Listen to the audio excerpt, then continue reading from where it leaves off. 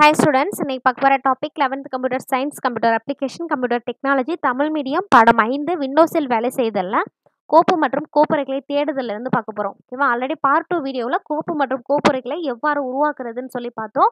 அந்த மாதிரி உருவாக்குனா கோப்பு அல்லது கோப்புரைகளை எப்படி தேடுறதுன்னு சொல்லி தான் இன்னைக்கு பார்க்க போகிறோம். ஓகேவா? பாருங்க, கணினியில் அல்லது குறிப்பிட்ட இயக்கிகளில் உள்ள கோப்பு அல்லது கோப்புரைகளை விரைவாக தொடக்க பொத்தானில் உள்ள சர்ச் பெட்டி பயன்படுத்தப்படுகிறது. அதாவது கணிப்பொறியிலேயோ அல்லது இயக்கிகள் அப்படிங்கிறது வந்து அந்த மை கம்ப்யூட்டர் பணிக்குறிக்குள்ளே இருக்குல்ல, லோக்கல் டிஸ்க் சிடிஇலாம் இருக்கு இல்லையா? ஸோ அந்த இயக்கிகளுக்குள்ளே இருக்கக்கூடிய கோப்பு அல்லது கோப்புரைகளை வந்து திறக்கணும்னா சர்ச் பாக்ஸை பயன்படுத்தணும். அந்த சர்ச் பெட்டி வந்து ஸ்டார்ட் பட்டனில் இருக்கும் அப்படின்னு சொல்லியிருக்காங்க. இந்த பிக்சர் பாருங்க, இதுதான் வந்து விண்டோஸ் 7ல் இருக்கக்கூடிய திரைமுகப்பு. ஓகேவா? விண்டோஸ் 7ஓட திரைமுகப்பு இப்படி தான் இருக்கும். இதில் ஸ்டார்ட் பட்டன் வந்து அதோட சிம்பிள் வந்து இந்த மாதிரி தான் இருக்கும். ஓகேவா? நான் யூஸ் பண்ணக்கூடிய ஓஎஸ் வந்து விண்டோஸ் 10 அதனால எனக்கு வந்து ஸ்டார்ட் பட்டன் இந்த மாதிரி இருக்கு. விண்டோஸ் 7ல ஸ்டார்ட் பண்ண கிளிக் பண்ண உடனே மேலே வந்து இந்த சர்ச் பட்டி வந்து காண்பிக்கும் அப்படின்னு சொல்லியிருக்காங்க. விண்டோஸ் 10ல வந்து ஸ்டார்ட் பட்டன் பக்கத்தில் வந்து இந்த சர்ச் பாக்ஸ் இருக்கும். ஓகேவா? ஸோ இந்த ஸ்டார்ட் பட்டனை பயன்படுத்தி ஒரு கோப்பு அல்லது கோப்புரையை எப்படி தேடுறது அப்படின்னு சொல்லி பார்க்கலாம். அதுக்கான படிநிலை எல்லாமே கொடுத்துருக்காங்க. ஃபஸ்ட்டு ஸ்டார்ட் பொத்தானை கிளிக் செய்யவும். தொடக்கப்பட்டியின் கடைசியில் சர்ச் பெட்டி காணப்படும் அப்படின்னு சொல்லியிருக்காங்க. நம்ம ஸ்டார்ட் பட்டனை கிளிக் பண்ண உடனே உங்களுக்கு அந்த சர்ச் பாக்ஸ் வந்து வியூ ஆகும். ஓகே, ஸோ அதில் என்ன பண்ணணும்னா அந்த சர்ச் பாக்ஸில் வந்து நீங்கள் என்ன கோப்பு தேடுறீங்க இல்லை கோப்புரை தேடுறீங்களோ அதோட பெயரை வந்து அதில் தட்டச்சு செய்யணும் அப்படின்னா டைப் பண்ணிக்கணும். ஓகே, அதே மாதிரி நீங்கள் டைப் பண்ணக்கூடிய அந்த கோப்பு பெயரோ அல்லது கோப்புரை பெயரோ வந்து ஃபுல்லாக டைப் பண்ணணும்னு அவசியம் இல்லை. அதோட ஒரு பகுதியை மட்டும் தட்டச்சு செய்தாலே போதும். அது ரிலேட்டடாக இருக்கக்கூடிய எல்லா பெயரும் காண்பிக்கும் அப்படின்னு சொல்கிறாங்க. ஓகே, இப்போ எக்ஸாம்பிள் பாருங்கள். இப்போ நான் சர்ச் பண்ணுறேன், சிஎஸ்ன்னு சொல்லி சர்ச் பண்ணுறேன். ஓகே, நான் சிஎஸ்ன்னு சர்ச் பண்ணோன்னே எனக்கு சிஎஸ் ரிலேட்டடாக என்னோட கம்ப்யூட்டரில் என்ன நான் சேவ் பண்ணியிருக்கனோ அது எல்லாமே காமிக்கும். ஓகே, இதில் எனக்கு எது தேவையோ நான் கிளிக் பண்ணிக்கிறேன். பாருங்கள், இப்போ ஸ்டாண்டர்ட் 12 சிஎஸ் புக் பைத்தான். நான் 12th புக்கை வந்து இந்த மாதிரி சேவ் பண்ணி வச்சுருக்கேன். அதில் சிஎஸ்ன்றது ஒரு வேர்டு தான் இல்லையா, ஒரு பகுதி தான். அந்த பகுதியை தான் நான் சர்ச் பண்ணுறேன். அப்போ அது ரிலேட்டடாக இருக்கக்கூடியது எல்லாமே எனக்கு ஓப்பன் ஆகுது. இப்போ இதை நான் பார்க்கணும் அப்படின்னா வந்து ஜஸ்ட் வந்து கிளிக் பண்ணால் போதும், இது ஓப்பன் ஆகும். ஓகேவா? 12th சிஎஸ் புக் வந்து எனக்கு ஓப்பன் ஆகும். இந்த மாதிரி தான் ஒரு கோப்பு வந்து நம்ம திறக்கலாம். அதே மாதிரி ஒரு கோப்புரையை திறக்கணும் அப்படின்னா வந்து அந்த கோப்புரையோட பெயரை வந்து கொடுக்கணும். ஏன்னா ஆல்ரெடி 11th புக்குன்னு சொல்லி ஒரு ஃபோல்டர் கிரியேட் பண்ணி வச்சுருக்கேன். நான் 11th மட்டும் சர்ச் பண்ணுறேன். ஒரு பகுதி தான் சர்ச் பண்ணுறேன். பாருங்கள், 11th புக்குன்னு வந்துருச்சு இல்லையா? இதை வந்து நான் கிளிக் பண்ணுறேன் அப்படின்னா அந்த கோப்புரையை வந்து என்னால் திறக்க முடியும். ஓகே, இந்த 11th புக்குக்குள்ளே நான் ஒரு 4 புக்கை வந்து சேவ் பண்ணி வச்சுருக்கேன். ஓகே, இந்த மாதிரி தான் ஒரு கோப்பு அல்லது கோப்புரையை திறக்கலாம். நெக்ஸ்ட் ஆப்ஷன் பாருங்க, சர்ச் பெட்டிக்கு மேலே see more ரிசல்ட்ஸ் என்ற மற்றொரு தேர்வும் உள்ளது. இந்த தேர்வை கிளிக் செய்யும்போது சர்ச் ரிசல்ட்ஸ் உரையாடல் பெட்டி தோன்றும். இதன் மூலம் கோப்பு அல்லது கோப்புரைகளை தேடி திறக்கலாம் அப்படின்னு சொல்லியிருக்காங்க. இந்த சர்ச் பாக்ஸுக்கு மேலே பாருங்கள், see more ரிசல்ட்ஸ் அப்படிங்கிற ஒரு ஆப்ஷன் இருக்கும். ஓகேவா? இதை பயன்படுத்தி ஒரு கோப்பு அல்லது கோப்புரையை திறக்க முடியும். நெக்ஸ்ட்டு, கோப்பு அல்லது கோப்புரையை கம்ப்யூட்டர் பணிக்குறி மூலம் தேடுதல். ஓகே, ஸோ கம்ப்யூட்டர் பணிக்குறி அப்படிங்கிறது வந்து தானமைவாக உருவாக்குறது தான் இல்லையா? ஒரு இயக்க அமைப்பு வந்து நம்ம இன்ஸ்டால் பண்ணுறோன்னா அது கூடவே my computer, documents, recycle bin இது எல்லாமே இன்ஸ்டால் ஆகும்னு சொல்லி ஆல்ரெடி பார்த்துருக்கோம் இல்லையா? இந்த மை கம்ப்யூட்டர் பணிக்குறிக்குள்ளே இருக்கக்கூடிய அந்த கோப்பு அல்லது கோப்புரையை தேடுறதுக்கான ஆப்ஷன்ஸ் தான் பார்க்க போகிறோம். கம்ப்யூட்டர் பணிக்குறியை திரைமுகப்பில் தேர்வு செய்க அல்லது ஸ்டார்ட் பட்டி மூலம் தேர்வு செய்க அப்படின்னு சொல்லியிருக்காங்க. ஸோ கம்ப்யூட்டர் பணிக்குறிங்கிறது விண்டோஸ் 7ல் இருக்கும். ஓகேவா? அதுவே விண்டோஸ் 10 அப்படின்னா வந்து திஸ் பிசி அப்படிங்கிற பணிக்குறி இருக்கும். ஓகே, அந்த பணிக்குறியை வந்து திரைமுகப்பில் தான் இருக்கும். அதை டபுள் கிளிக் பண்ணி ஓப்பன் பண்ணிக்கலாம். அப்படின்னா ஸ்டார்ட் பட்டி மூலம் அந்த பணிக்குறியை ஓப்பன் பண்ணிக்க முடியும். நெக்ஸ்ட்டு, கம்ப்யூட்டர் வட்டு இயக்கி என்ற திரை மேல் வலது மூலையில் தோன்றும். அதில் சர்ச் பாக்ஸ் தேர்வு உள்ளது அப்படின்னு சொல்லியிருக்காங்க. அந்த மாதிரி நம்ம மை கம்ப்யூட்டரை ஓப்பன் பண்ண உடனே உங்களுக்கு வலது மூலையில் வந்து சர்ச் பாக்ஸ் இருக்கும். ஓகேவா? அந்த சர்ச் பாக்ஸை பயன்படுத்தி நம்ம கோப்பு அல்லது கோப்புரையை திறக்க முடியும். அந்த சர்ச் பாக்ஸில் அந்த கோப்பு பெயரோ அல்லது கோப்புரை பெயரோ டைப் பண்ணணும். இதுலேயும் வந்து ஃபுல்லாக டைப் பண்ணணும்னு அவசியம் இல்லை. ஒரு பகுதியை டைப் பண்ணாவே போதும். அது ரிலேட்டடாக இருக்கக்கூடிய எல்லா பெயருமே வந்து அதில் டிஸ்பிளே ஆகும். ஓகேவா? அதில் உங்களுக்கு எந்த ஃபோல்டர் வேணுமோ அதை ஜஸ்ட்டு கிளிக் பண்ணி ஓப்பன் பண்ணிக்கலாம்.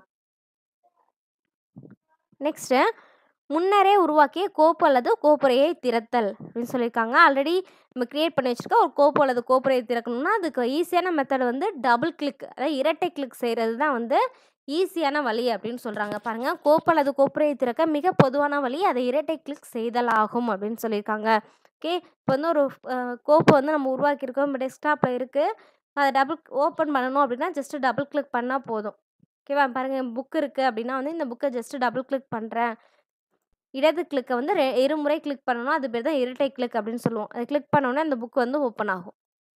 சரிங்களா? இதான் வந்து இரட்டை கிளிக் அப்படின்னு சொல்லுவோம். நெக்ஸ்ட் வந்து கோப்பு அல்லது கோப்புரைக்கு மறுபெயரிடுதல். மறுபெயரிடுதல்னா ரீநேம் பண்ணுறது தான். ஏற்கனவே ஒரு பெயர் இருக்குது, அந்த பெயருக்கு பதிலாக வேற ஒரு பெயர் கொடுத்து சேவ் பண்ணணும்னு நினைக்கிறோம் அப்படின்னா வந்து அதுக்கான ஆப்ஷன்ஸ் எல்லாமே இருக்கும் பாருங்கள்.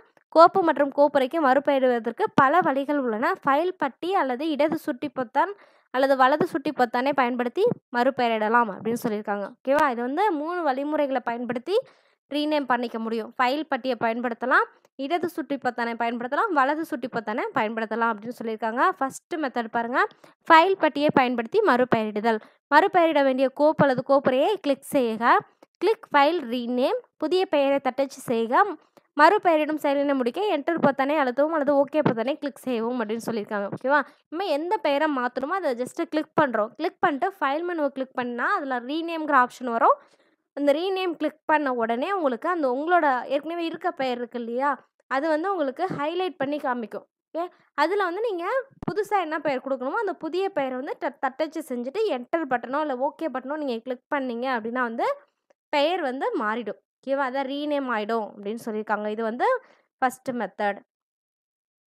நெக்ஸ்ட் வந்து செகண்ட் மெத்தட் என்னன்னு சொல்லி பாருங்கள். இதுக்கு எக்ஸாம்பிள் கொடுத்துருக்காங்க பாருங்கள். எஸ்சிஇஆர்டி என்ற கோப்புரை எஸ்சிஇஆர்டி டிபிஏ என மாற்று பெயரிட்டுள்ளதை காணலாம் அப்படின்னு சொல்லியிருக்காங்க. ஆல்ரெடி வந்து எஸ்சிஇஆர்டி அப்படின்னு இந்த ஃபோல்டர் நேம் இருக்குது. இதை வந்து எஸ்சிஇஆர்டி டிபிஏ அப்படின்னு சொல்லி சேஞ்ச் பண்ணியிருக்காங்க. எதை பயன்படுத்தினா ஃபைலை பயன்படுத்தி. ஓகேவா?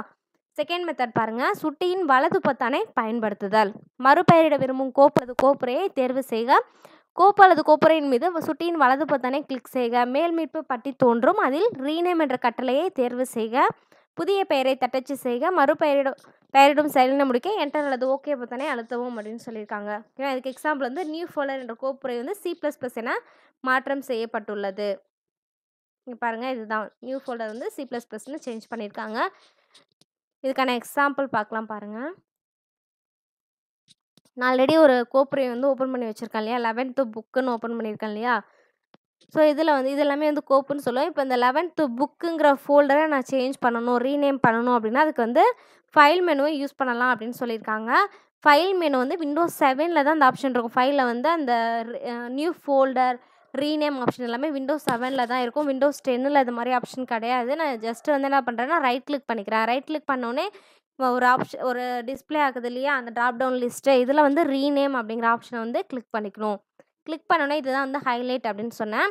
இந்த இப்போ 11th புக்குன்னு இருக்கு இல்லையா, ஸோ இதுக்கு நான் வேறு நேம் கொடுக்குறேன் அப்படின்னா வந்து 11th ஸ்டாண்டர்ட் அப்படின்னு கொடுக்கலாம். ஓகே,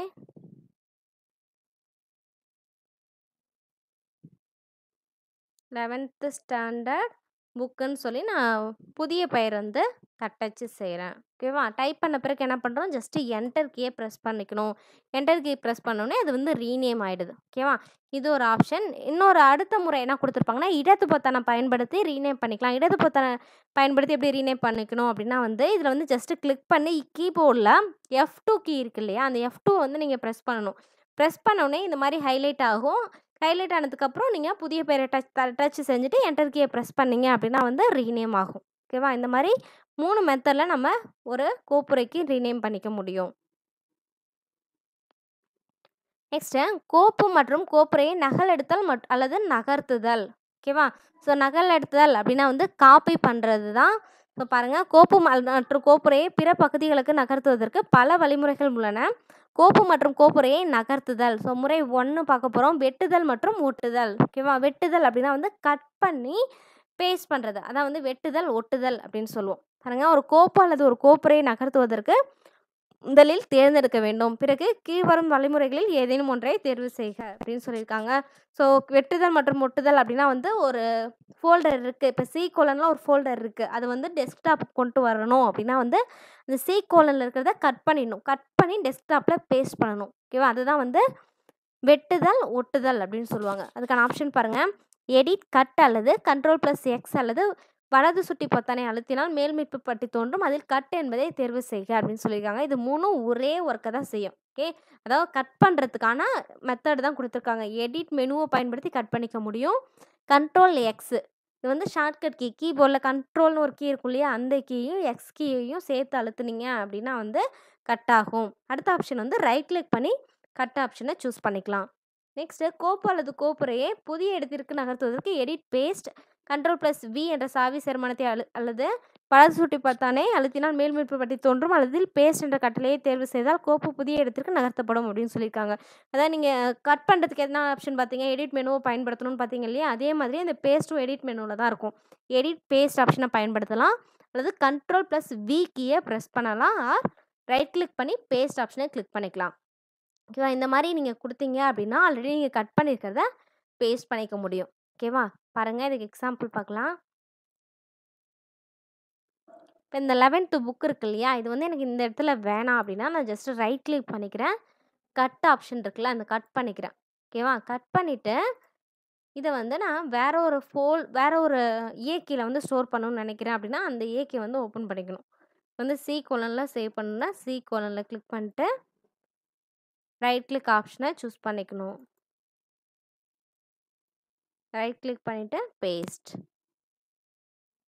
ஓகேங்களா, இந்த மாதிரி கிளிக் பண்ணிங்க அப்படின்னா உங்களுக்கு இது பேஸ்ட் ஆகிடும். ஸோ அங்கே கட் பண்ணி என்ன பண்ணியிருக்கோம், இங்கே பேஸ்ட் பண்ணியிருக்கோம்.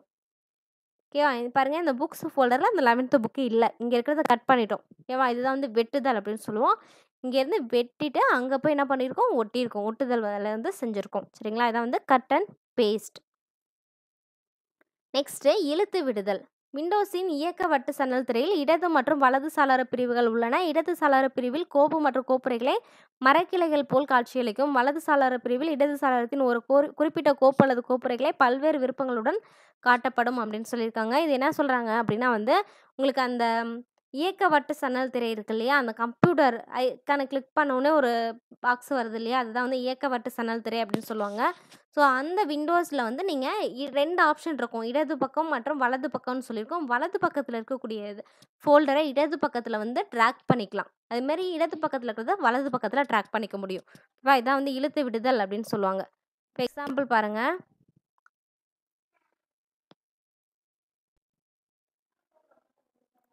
ஸோ இதுதான் வந்து அந்த பாக்ஸு. இப்போ இதில் ஏதாவது ஒரு புக்கு வந்து வேற ஒரு ஃபோல்டரில் வந்து ட்ராக் பண்ணணும் அப்படின்னா ஜஸ்ட் இதை கிளிக் பண்ணிவிட்டு கொண்டு வந்து இங்கே இடது பக்கத்தில் வந்து மவுஸை ரிலீஸ் பண்ணக்கூடாது, இடது பக்கத்தை கிளிக் பண்ணி இழுத்துட்டு வந்து இங்கே ரிலீஸ் பண்ணினேன் அப்படின்னா வந்து இந்த புக்கு வந்து இங்கே ஸ்டோர் ஆகும். ஓகேவா, அதுவே இங்கே இருக்கிறது வந்து இங்கே வரணும்னா இங்கே இடது பக்கத்தில் இருக்கிறத கிளிக் பண்ணி வலது பக்கத்துக்கு கொண்டு வர முடியும். பாருங்கள், இப்போ 11th ஸ்டாண்டர்ட் புக்கு இங்கே வந்துருச்சு இல்லைங்களா, இதுதான் வந்து இழுத்து விடுதல் அப்படின்னு சொல்கிறாங்க. நெக்ஸ்ட்டு கோப்பு மற்றும் கோப்புரைகளை நகல் எடுத்தல். ஓகேவா, ஸோ இதுக்கு முன்னாடி பார்த்தது வந்து வெட்டுதல் ஒட்டுதல் பார்த்தோம். ஸோ இது வந்து நகல் எடுத்தல். ஓகேவா, நகல் எடுத்தல் மற்றும் ஒட்டுதல் அப்படின்னு சொல்லுவோம். ஸோ நீங்கள் கட் பண்ணியும் பேஸ்ட் பண்ணிக்க முடியும், காப்பி பண்ணியும் பேஸ்ட் பண்ணிக்க முடியும். ஓகேவா, ரெண்டுத்துக்கு என்ன டிஃப்ரெண்ட் அப்படின்னா கட் பண்ணி பேஸ்ட் பண்ணிங்கன்னா கட் பண்ண இடத்துல அந்த கோப்புரை இருக்காது. காப்பி பண்ணி பேஸ்ட் பண்ணிங்கன்னா காப்பி பண்ண இடத்துலையும் அந்த ஃபோல்டர் இருக்கும், நீங்கள் பேஸ்ட் பண்ணுற இடத்துலையும் அந்த ஃபோல்டர் இருக்கும். அதான் வந்து இது ரெண்டுத்துக்கும் இருக்கக்கூடிய டிஃப்ரெண்ட். இதோட ஸ்டெப்ஸ்லாம் வந்து சேமாக தான் இருக்கும். அதே மாதிரி இது எல்லாமே வந்து 5 மார்க்ஸ் 3 மார்க்ஸில் கேட்பாங்க. இம்பார்ட்டன்ட் டாபிக்ஸ் இது எல்லாம் நீங்கள் ஜஸ்ட் நல்லா அண்டர்ஸ்டாண்ட் பண்ணிட்டீங்கன்னா போதும், ஈஸியாக இந்த கொஷின்ஸ் எல்லாம் அட்டென்ட் பண்ண முடியும். பாருங்கள், அதில் நம்ம என்ன பார்த்தோம், கட் பண்ணுறதுக்கு எடிட் கட்டு Ctrl+X அல்லது வலது கிளிக் பண்ணிவிட்டு கட் ஆப்ஷனை கிளிக் பண்ணணும் பார்த்தோம் இல்லையா, அதே மாதிரி தான் இதுலேயும். ஓகேவா, எடிட் காப்பி ஆப்ஷன் கிளிக் பண்ணுறோம். இதோட ஷார்ட்கட் கீ வந்து Ctrl+C, கட்டுக்கு வந்து Ctrl+X, பேஸ்ட்டுக்கு வந்து Ctrl+V. ஓகே, ஸோ அந்த ஆப்ஷனை வந்து சூஸ் பண்ணணும். அடுத்தது வந்து இல்லைன்னா ரைட் கிளிக் பண்ணி அதில் காப்பி ஆப்ஷனை செலக்ட் பண்ணிக்கலாம். இது வந்து செலக்ட் பண்ணிவிட்டு எங்கே நீங்கள் ஒட்டணும்னு நினைக்கிறீங்களோ, பேஸ்ட் பண்ணணும்னு நினைக்கிறீங்களோ அந்த கோப்புரையை வந்து ஓப்பன் பண்ணிக்கணும். அதில் போய்ட்டு எடிட் பேஸ்ட்டு அல்லது Ctrl+V அல்லது ரைட் கிளிக் பண்ணிவிட்டு பேஸ்ட் ஆப்ஷனை நீங்கள் கிளிக் பண்ணிங்கன்னா அது பேஸ்ட் ஆகும் அப்படின்னு சொல்லியிருக்காங்க. பாருங்கள், இதே புக்கை வந்து நான் ரைட் கிளிக் பண்ணி காப்பி பண்ணிக்கிறேன், அல்லது Ctrl+C கொடுத்துக்கலாம். ஓகேவா, காப்பி பண்ணிவிட்டு வேறு ஒரு இடத்துல நான் பேஸ்ட் பண்ணணும் அப்படின்னா அந்த இடத்துல வந்து நான் பேஸ்ட் பண்ணுறேன். இப்போ வந்து நான் டெஸ்க்டாப்பில் பேஸ்ட் பண்ணணும் அப்படிங்கிறதுக்காக ரைட் கிளிக் பண்ணிவிட்டு பேஸ்ட் கொடுக்குறேன். ஓகேவா, ஸோ பேஸ்ட் ஆகிடுச்சு. ஓகே, இதுதான் வந்து காப்பி பேஸ்ட் அப்படின்னு சொல்லுவோம். ஓகே, இதில் வந்து இழுத்து விடுதல் ஆப்ஷனை வந்து இதுக்கு முன்னாடி பார்த்தோம் இல்லையா, இடது சாளரம் வலது சாளர பகுதின்னு சொல்லிட்டு இடது பொத்தானை பயன்படுத்தி ஜஸ்ட் கிளிக் பண்ணிவிட்டு போய் எந்த இடத்துல உங்களுக்கு வேணுமோ, வலது பக்கம் வேணுமோ இடது பக்கம் வேணுமோ அந்த பக்கத்தில் வந்து ட்ராப் பண்ணணும். ஓகேவா, ஸோ ட்ராப் பண்ணோம் அப்படின்னா வந்து இடது பக்கத்தில் இருக்கிறத வலது பக்கத்துக்கு கொண்டு போக முடியும், வலது பக்கத்தில் இருக்கிறத இடது பக்கத்துக்கு கொண்டு போக முடியும். நெக்ஸ்ட்டு நீக்கக்கூடிய வட்டிற்கு கோப்பு மற்றும் கோப்புரையை நகலெடுத்தல் அப்படின்னு சொல்லியிருக்காங்க. நீக்கக்கூடிய நீக்கக்கூடிய வட்டு அப்படிங்கிறது வந்து ரிமூவபிள் டிஸ்க் அப்படின்னு சொல்லுவோம். இப்போ மெமரி கார்டை யூஸ் பண்ணுறீங்க, பென்ட்ரைவை யூஸ் பண்ணுறீங்க லேப்டாப், கம்ப்யூட்டரில் அப்படின்னா வந்து அதில் ஒரு கோப்பு அல்லது கோப்புரையை எப்படி நகல் எடுக்கிறது அப்படின்னு சொல்லி பார்க்கலாம். இதுக்கு வந்து 2 வழிமுறைகள் இருக்குது. நகலெடுத்தல் மற்றும் ஒட்டுதல் ஆப்ஷனை பயன்படுத்திக்கலாம். சென்ட் டு ஆப்ஷனை வந்து பயன்படுத்திக்க முடியும். ஓகே, இது வந்து இம்பார்ட்டன்ட் 3 மார்க்ஸ் மார்க் பண்ணிக்கோங்க. ஃபஸ்ட்டு நகலெடுத்தல் மற்றும் ஒட்டுதல் அதுக்கான ஸ்டெப்ஸ் பார்க்கலாம். யூஎஸ்பி ஃப்ளாஷ் இயக்கியை யூஎஸ்பியில் நேரடியாக இணைக்கவும். இப்போ ஃபஸ்ட்டு வந்து அந்த யூஎஸ்பி டிரைவில் வந்து இன்சர்ட் பண்ணிக்கணும். அது பென் டிரைவாக இருந்தாலும் மெமரி கார்டாக இருந்தாலும் நீங்கள் அந்த டிரைவில் இன்சர்ட் பண்ணிக்கணும். ஓகே, ஸோ அது வந்து அதில் நீங்கள் அதை இன்சர்ட் பண்ணோடனே அந்த ஓப்பன் ஆகிறதுக்கான அந்த ஒரு பாக்ஸ் வரும். அதை பயன்படுத்தி ஓப்பன் பண்ணிக்கலாம். அப்படி ஓப்பன் பண்ணலை அப்படின்னா ஸ்டார்ட் கம்ப்யூட்டரை கிளிக் பண்ணிக்கணும். கிளிக் பண்ண உடனே உங்களுக்கு இடது பக்கத்தில் வந்து உங்களுக்கு ரிமூவபிள் டிஸ்க் அப்படிங்கிற ஆப்ஷன் வரும். அதை கிளிக் பண்ணிங்க அப்படின்னா உங்களுக்கு அந்த யூஎஸ்பி ஃப்ளாஷ் வந்து ஓப்பன் ஆகும். ஓகேவா? இதுக்கு பிறகு நீங்கள் என்ன பண்ணணும் அப்படின்னா எந்த கோப்பை நீங்கள் நகல் எடுக்கணுமோ அதில் அந்த கோப்பில் வந்து வலது கிளிக் பண்ணி காப்பி ஆப்ஷனை செலக்ட் பண்ணிக்கணும். ஓகே, இப்போது யூஎஸ்பி இயக்கிக்கு திரும்பி காலி இடத்தில் சுட்டியின் வலது பொத்தானை கிளிக் செய்து கிடைக்கும் மேல் மீட்பு பட்டியலிருந்து பேஸ்ட் தேர்வை கிளிக் செய்யவும் அப்படின்னு சொல்லியிருக்காங்க. ஓகேவா? ஸோ நீங்கள் காப்பி பண்ணிட்டீங்க. காப்பி பண்ணிட்டு அந்த ரிமூவபிள் டிஸ்க்கை வந்து ஓப்பன் பண்ணிக்கணும். அதாவது பென்ட்ரைவ் ஓப்பன் பண்ணிவிட்டு அதில் உங்களுக்கு எந்த இடத்துல பேஸ்ட் பண்ணணுமோ அதில் ரைட் கிளிக் பண்ணிவிட்டு பேஸ்ட் ஆப்ஷனை கிளிக் பண்ணிக்கணும். கிளிக் பண்ணிங்கன்னா இப்போ C:'ல் இருக்கக்கூடிய ஒரு கோப்புரை வந்து ரிமூவபிள் டிஸ்கில் வந்து பேஸ்ட் பண்ணிக்க முடியும். ஓகே, செகண்ட் ஆப்ஷன் வந்து அதே மாதிரி தான். யூஎஸ்பி ஃப்ளாஷ் இயக்கியை வந்து யூஎஸ்பியில் இணைக்கணும். கனெக்ட் பண்ணிக்கணும். ஃபஸ்ட்டு கனெக்ட் பண்ணிவிட்டு எந்த கோப்பை வந்து நீங்கள் சென்ட் பண்ணணுமோ அந்த கோப்பை வந்து ஓப்பன் பண்ணிக்கணும். ஃபஸ்ட்டு மாற்றப்பட வேண்டிய கோப்பின் மீது சுட்டியின் வலது பொத்தானை வந்து கிளிக் செய்யணும். கிளிக் செஞ்சீங்க அப்படின்னா அதில் ஒரு மேல்மீட்பு பட்டி தோன்றும். அதில் சென்ட் டு அப்படிங்கிற ஆப்ஷன் இருக்கும். ஓகேவா? அந்த சென்ட் டு ஆப்ஷனை வந்து நீங்கள் கிளிக் பண்ணிவிட்டு பண்ணீங்க அப்படின்னா உங்களுக்கு ரிமூவபிள் டிஸ்க் நீங்கள் எதாவது பெயர் கொடுத்துருந்தீங்கன்னா அந்த பெயர் வந்து காமிக்கும். இல்லைன்னா வந்து ரிமூவபிள் டிஸ்க்னு வரும். ஓகே, அதில் நீங்கள் கிளிக் பண்ணிங்கன்னா டேரெக்டாக வந்து சென்ட் ஆகும். இதில் வந்து காப்பி பேஸ்ட் பண்ண தேவையில்ல. ஜஸ்ட்டு சென்ட் டூவில் அந்த ரிமூவபிள் டிஸ்க்கை வந்து செலக்ட் மட்டும் பண்ணால் போதும், மூவ் ஆகும். சரிங்களா? இதான் வந்து சென்ட் டு ஆப்ஷன். பாருங்கள், இந்த பிக்சர் பாருங்கள், இந்த மாதிரி தான் இருக்கும். நீங்கள் ஒரு பென்ட்ரைவ் இன்சர்ட் பண்ணுறீங்க அப்படின்னா வந்து அந்த பென்ட்ரைவ் பெயர் இதில் வந்து மதின்னு கொடுத்துருக்காங்க. அதனால் அந்த பெயர் இருக்குது. நீங்கள் பெயர் எதுவுமே கொடுக்கல இந்த பென்ட்ரைவுக்கு அப்படின்னா ரிமூவபிள் டிஸ்க் அப்படிங்கிற ஆப்ஷன் வரும். நெக்ஸ்ட்டு கோப்பு மற்றும் கோப்புரைகளை நீக்குதல். ஓகே, நம்ம கிரியேட் பண்ணுறது எப்படின்னு சொல்லி பார்த்தோம். தேடுறது எப்படின்னு சொல்லி பார்த்தோம். இந்த கோப்பு அல்லது கோப்புரையை நீக்கிறதுக்கான ஸ்டெப்ஸ் பார்க்க போகிறோம். ஸோ இது எப்படி நீக்கிறது அப்படின்னா ஜஸ்ட்டு கீபோர்டில் டெலிட் கீயை ப்ரெஸ் பண்ணிங்க அப்படின்னாவே அந்த கோப்பு அல்லது கோப்புரையை நீக்க முடியும். ஓகேவா? பாருங்கள், வட்டி இயக்கிகளிலிருந்து கோப்பு மற்றும் கோப்புரையை நீக்கும்போது அவை ரீசைக்கிள் பின்னுக்கு நகரும் அப்படின்னு சொல்லியிருக்காங்க. நீங்கள் C:, D:, இருக்கிறது டெலிட் பண்ணுறீங்க அப்படின்னா அது ரீசைக்கிள் பின்னில் போய் ஸ்டோர் ஆகும். ஓகே, எல்லா கம்ப்யூட்டர்லேயும் இது இருக்கும். ஓகேவா? ரீசைக்கிள் பின் அப்படிங்கிற ஆப்ஷன். ஸோ அந்த ஃபோல்டருக்குள்ளே தான் நம்ம டெலிட் பண்ணுறது எல்லாமே ஸ்டோர் ஆகும். கோப்பு மற்றும் கோப்புரையை நீக்குதல். நீக்கப்பட வேண்டிய கோப்பு அல்லது கோப்புரையை தேர்வு செய்து கொள்க. சுட்டியால் கோப்பு அல்லது கோப்புரையை வலது பொத்தானை கிளிக் செய்யவும் மேல் மீட்பு பெட்டி தோன்றும். அதிலிருந்து டெலிட் என்ற விருப்பத்தை தேர்ந்தெடுக்கவும் அல்லது விசைப்பலகையில் டெலிட் பொத்தானை அழுத்தவும். கோப்பானது நீக்கம் செய்யப்பட்டு ரீசைக்கிள் பின்னுக்கு நகர்த்தப்படும் அப்படின்னு சொல்லியிருக்காங்க. ஓகேவா? எந்த கோப்பை நீங்கள் நீக்கிறீங்களோ அதை ரைட் கிளிக் பண்ணிங்கன்னா டெலிட் ஆப்ஷன் வரும். அந்த டெலிட் ஆப்ஷனை கிளிக் பண்ணிக்கலாம் அல்லது கீபோர்டில் டெலிட் கீயை வந்து ப்ரெஸ் பண்ணிக்கலாம். ஓகேவா? இந்த மாதிரி நீங்கள் செஞ்சீங்கன்னா ஒரு கோப்பு அல்லது கோப்புரையை நீக்க முடியும். ஓகேவா? அடுத்த ஆப்ஷன் வந்து ஃபைல் மெனுவை பயன்படுத்தி டெலிட் கீயை நீங்கள் கொடுத்தீங்க அப்படின்னா டெலிட் ஆகும். நெக்ஸ்ட்டு மறுசுழற்சி தொட்டியாக தான் வந்து ரீசைக்கிள் பின். இங்கே டெலிட் ஆனது எல்லாமே வந்து இந்த ரீசைக்கிள் பின்னில் தான் வந்து சேவ் ஆகும். ஓகே, பாருங்கள், மறுசுழற்சி தொட்டி என்பது பயனரால் நீக்கப்பட்ட கோப்பு அல்லது கோப்புரைகள் தற்காலிகமாக சேமிக்கப்படும் சிறப்பு கோப்புரை ஆகும் அப்படின்னு சொல்லியிருக்காங்க. இந்த ரீசைக்கிள் பின் கோப்புரையில் வந்து நம்ம டெலிட் பண்ணது எல்லாமே தற்காலிகமாக சேமித்து வைக்கும். அழிக்கப்பட்ட கோப்புகளை மீட்டெடுக்க இது மீண்டும் ஒரு வாய்ப்பை வழங்குகிறது. மறுசுழற்சி தொட்டியில் உள்ள கோப்புகள் மற்றும் கோப்புரைகளை மீட்டெடுக்காமல் இயக்க முடியாது அப்படின்னு சொல்லியிருக்காங்க. அதான் நீங்கள் அதில் டெலீட் பண்ணிட்டீங்க. இப்போ ஒரு ஃபோல்டர் வந்து நீங்கள் தெரியாமல் டெலீட் பண்ணிட்டீங்கன்னா கூட நீங்கள் மறுசுழற்சி பெட்டியை பயன்படுத்தி அதை ஓப்பன் பண்ணிக்க முடியும். ஓகேவா? அந்த மாதிரி நீங்கள் ஓப்பன் பண்ணுறதுக்கு மறுசுழற்சி தொட்டியிலேருந்து மீட்டெடுக்கணும். ஓகேவா? ஸோ மீட்டெடுக்கிறது அப்படிங்கிறது வந்து ரீஸ்டோர் அப்படின்னு சொல்லுவோம். அதில் ரைட் கிளிக் பண்ணி ரீஸ்டோர் அப்படி கொடுத்தீங்க அப்படின்னா இந்த ஃபோல்டர் எங்கேருந்து டெலிட் ஆகிடுச்சோ அந்த இயக்கிலே போய் சேவ் ஆகும். சரிங்களா? அதுதான் வந்து மீட்டெடுத்தல் அப்படின்னு சொல்லுவோம். பாருங்கள், திரைமுகப்பிலிருந்து மறுசுழற்சி தொட்டியை திறக்கவும் அதில் அளிக்கப்பட்ட கோப்புகள் அல்லது கோப்புரைகள் தோன்றும். மீட்டெடுக்க வேண்டிய கோப்பு அல்லது கோப்புரையின் மீது வலது பொத்தானை கிளிக் செய்யவும் அப்போது தோன்றும் மேல்மீட்பு பட்டியலிருந்து ரீஸ்டோர் தேர்வை கிளிக் செய்யவும் அப்படின்னு சொல்லியிருக்காங்க. ஓகேவா? டெஸ்க்டாப் திரைமுகப்பில் தான் அந்த ரீசைக்கிள் பின் இருக்கும். அதை வந்து டபுள் கிளிக் பண்ணி ஓப்பன் பண்ணிக்கணும். ஓப்பன் பண்ணிவிட்டு நீங்கள் அதை டெலீட் பண்ணியிருக்கீங்க இல்லையா, அந்த கோப்புரைகள்லாம் அதில் தான் இருக்கும்.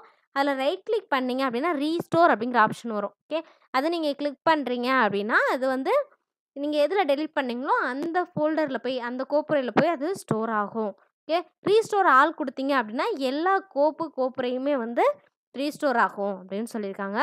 மறுசுழற்சி தொழில் உள்ள அனைத்து கோப்பு அல்லது கோப்புரைகளையும் நிரந்தரமாக அழித்துவிட எம்டி ரீசைக்கிள் பின் என்ற பணிக்குறியை கிளிக் செய்யவும் அப்படின்னு சொல்லியிருக்காங்க. அதாவது ரீசைக்கிள் பின்லேயே அந்த ஃபோல்டர் வேணாம் அப்படின்னா நீங்கள் அந்த எம்டி ரீசைக்கிள் பின் ஆப்ஷனை கிளிக் பண்ணிக்கலாம். இங்க பாருங்கள், இந்த பேர் தான் ரீசைக்கிள் பின்னு சொல்லுவோம்.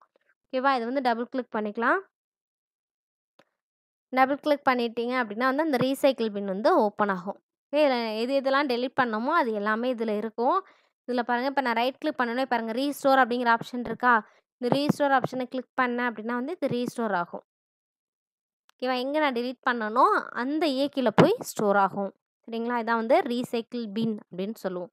ஓகே, இதோட கிளாஸ் ஓவர். இதில் ஏதாவது டவுட் இருந்ததுன்னா கமெண்ட் பண்ணுங்கள். தேங்க்யூ.